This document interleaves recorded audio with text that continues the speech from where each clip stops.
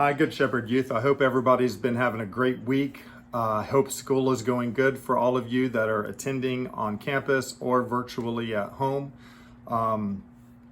Just know that you are always in my prayer and your other youth leaders' prayers, as well as the church and the leadership at church. We hold you dear to our heart, and we're always keeping you lifted up in prayer. And we're always available if you ever need anything. The last several weeks, we've been talking about racism. We've been talking about different aspects of that because it's been such an important issue this year, among other things. And this has been the year of issues, I think. Anyway, we've been talking about different technical terms, systemic racism, all of social justice, all of those concerns and words, and we've kind of given at least a minor rundown of what they mean. Last week, I gave you some reasons why we need to talk about race, why we need to talk about racism. It's a conversation worth having and that needs to be had. Certainly, it helps to filter out what is right from what is wrong, misperceptions. It helps to reveal implicit biases. There's a whole lot of reasons why. If you didn't watch that clip last week, I encourage you to go watch it. So today, I just want to share a couple of things.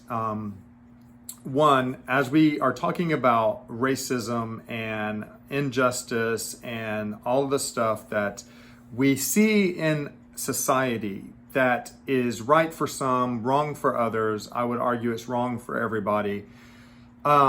And in light of Scripture, right, we're talking about this not just as a secular way of being, but we're talking about it in connection with our faith, our theology as Episcopalians. And so we read a scripture a couple of weeks ago from Paul's writing in 2 Corinthians that talks about the ministry of reconciliation, that God has reconciled us to himself and has given us a ministry of reconciliation. Reconciliation involves a few things. It does mean to bring up to a particular level or to make right what is wrong, right? Like when you reconcile a bank account. Reconciliation necessarily involves inclusion. It involves some degree of relationship. And with that in mind, there are a couple of words that I think are important that you have probably heard in the news in the last several weeks. One is equality and one is equity. Equality means that everybody gets the same treatment, that the same chances, the same resources, etc. When you focus on equality, the ultimate goal is fairness, right? Equity, however, means that everyone gets what they need to succeed. When we focus on equity, the ultimate goal is justice, right? So when you see the word righteousness in the Bible, when you hear it read in church or we read it in class, most of the time the word righteousness can also be translated as justice. And justice is directly associated with the word equity, which means everybody gets what they need to succeed. That's a big bill to fill. There's a lot of people who don't have what they need to succeed.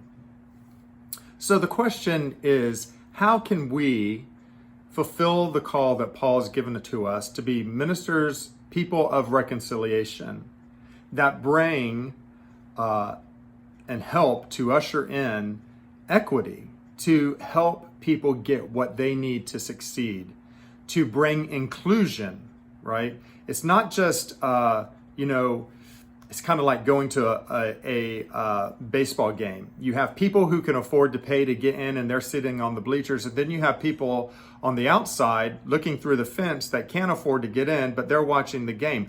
That's not exactly equal, right?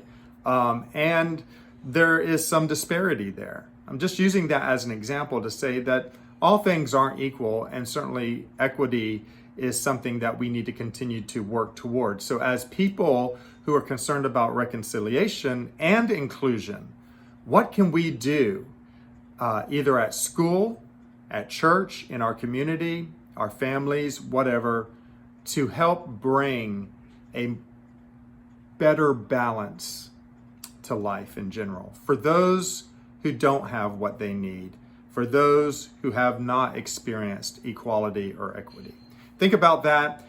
I may include a clip on the end of this for you to watch, and we'll discuss it sometime when we're together with youth. All right, God bless you. I love you. We'll talk to you soon.